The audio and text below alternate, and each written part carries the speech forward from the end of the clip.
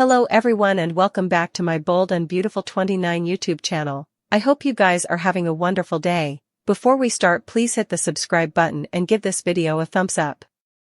At Carter's, Hope tells him he's the man she wants to spend her future with. He frowns, "Not Liam?" He can't understand. Hope says, "What you heard, it's not what you suppose." At the sanitarium, Liam, Steffi, and Finn stay in his office for Grace Buckingham.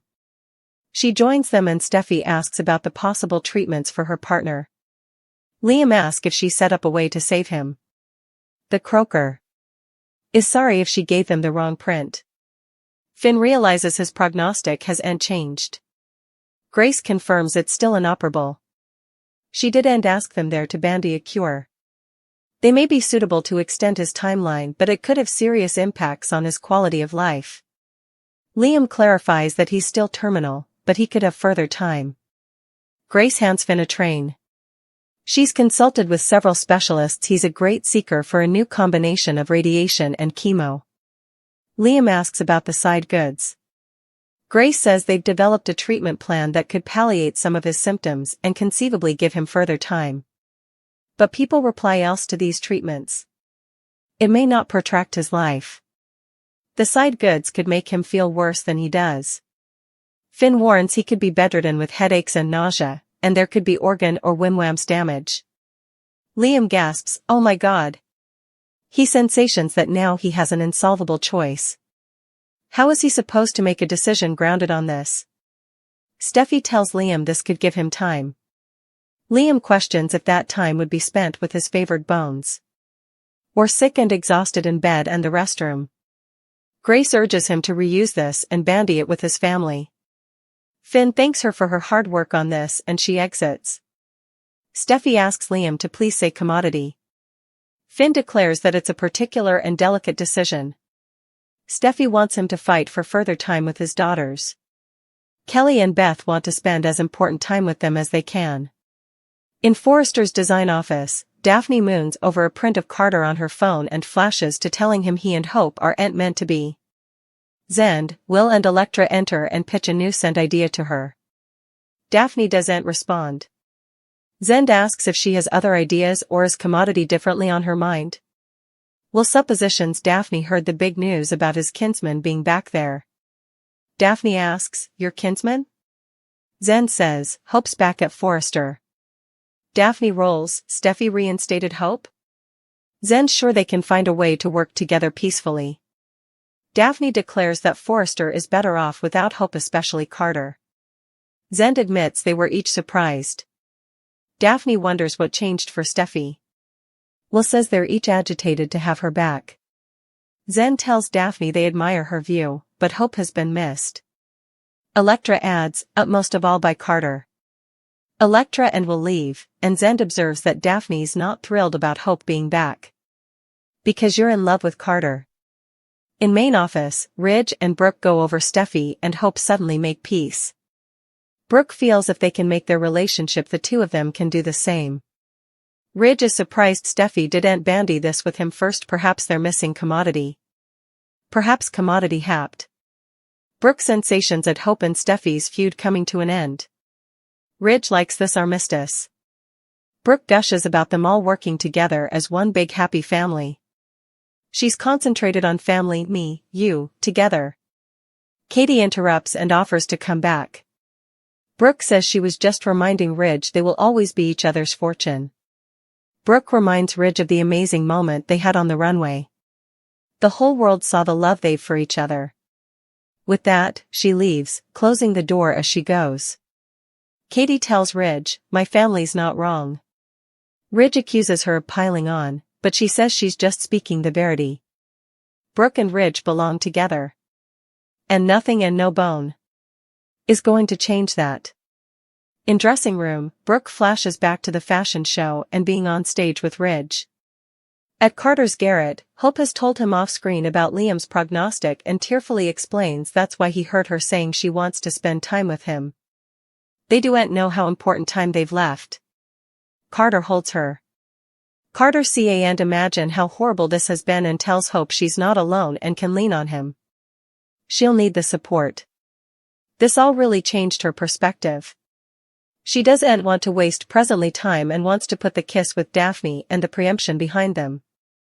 Carter vows to be her gemstone. He'll no way question her love for him again. They kiss. Liam knows Steffi is prompting him to fight from a place of love. All he can suppose about is his mama and how important she suffered with the cancer treatments. She was a shell of who she was ahead. Do I want that for Kelly and Beth? Do you want that? Steffi just wants their son to have her father as long as possible. His experience could be different from his mama's, please. Just get the treatment. Liam looks at Finn and back at Steffi. Carter is a man on a charge.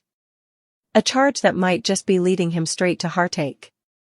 After a whirlwind love with hope that went from friendly exchanges to full-bloated passion in a matter of days, Carter's heart seems to be in overdrive.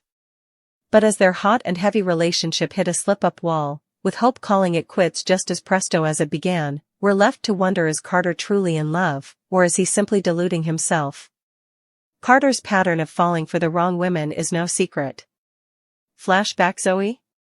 Their love story ended in treason. Also there was Paris, a brief and ill-fated love that no way relatively took off. And who could forget Quinn, the wedded woman who nearly turned his life upside down? Carter has a track record of chasing unapproachable or complicated mates, making it hard to believe that this situation with Hope is any different. Hope is a woman with her own complicated history, and it didn't take long for her to move on from Carter. But Carter is still trying to win her back, adhering to the idea that their love story is far from over. It's a classic Carter move, falling too presto, too hard, and refusing to let go indeed when the jotting is on the wall. But is this really love, or is Carter just obsessed with the idea of a love he can't have?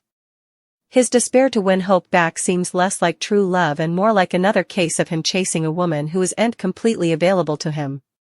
In the end, Carter's struggle may not be about Hope at each, but about his own fear of being alone. So, is Carter Walton hopelessly in love with Hope, or is he hopelessly delusional? Given his history, the answer might be a little bit of both. His love life is no way boring, it's a roller coaster lift we can't look down from. Effects are looking colliginous for Liam. Although he and Steffi are hopeful a cure will be set up, so far, nothing has. Finn is trying his hardest to help Liam, but keeps coming up empty.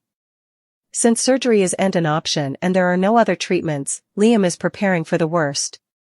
Liam is going to get his phenomenon, and it's going to come from a doubtful source. Luna being Liam's phenomenon would further win over Bill and conceivably will. Finn will also be proud of his son, and it might also change their relationship dynamic. Still, Liam and Steffi will be different stories. Indeed, though Luna will save Liam's life, that doesn't automatically mean her once crimes will be forgiven or forgotten. In Liam and Steffi's eyes, she's still a cold thoroughbred killer, and one good deed doesn't change that. Luna has been at the center of daddy drama. She set about that Finn is her natural father. Obviously, she wants to get to know him and delight the father-son moments they didn't get to have. But there's just one problem. Steffi has been keeping them piecemeal. Or, at least, that's the proposition that Luna's handling with. This dilemma could have her giving up and leaving. Finn seems grim in not wanting to get to know his son. This could have Luna giving up on the idea of family altogether. She could leave Los Angeles, indeed leaving her grandmother, Sheila, before. It's also possible that Luna could go back to jail if she commits another murder. Or, Bill has a change of heart and uses his plutocrat and power to lock her up.